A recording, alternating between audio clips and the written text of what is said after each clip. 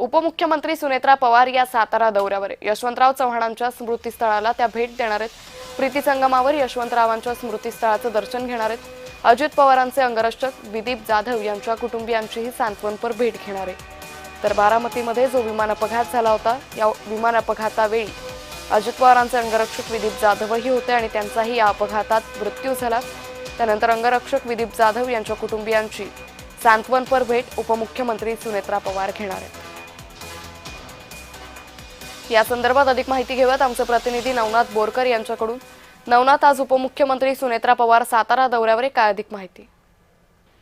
नक्कीच अंकिता, आज सकाळी 7:15 वाजता उपमुख्यमंत्री सुनेत्रा पवार ह्या ज्या आहेत त्या सातारा जिल्ह्याच्या दौऱ्यावर रवाना झालेल्या आहेत। खऱ्या अर्थाने उपमुख्यमंत्री पदाची शपथ घेतल्यानंतर सुनेत्रा पवार मुंबईवरून थेट बारामतीमध्ये दाखल झालेल्या होत्या आणि त्यांनी काटेवाडी येथील ते अजितदादा यांच्या आई ज्या आहेत आशा काकी यांचं आशीर्वाद घेतले। त्याचबरोबर त्या ठिकाणी आज सकाळी सहयोग सोसायटी येथून 7:15 वाजता ज्या आहेत त्या उपमुख्यमंत्री सुनेत्रा पवार ज्या आहेत सातारा जिल्ह्याच्या दौऱ्यावर गेलेल्या आहेत। त्या ठिकाणी कराड येथे यशवंतराव चव्हाण यांच्या प्रीती संगमावर जाऊन अभिवादन देखील करणार आहेत आणि त्याचबरोबर अजितदादा यांच्या विमान अपघातामध्ये जे त्यांचे सुरक्षा गार्ड होते विदीप जाधव यांच्या तरडगाव येथे घरी जाऊन देखील कुटुंबियांची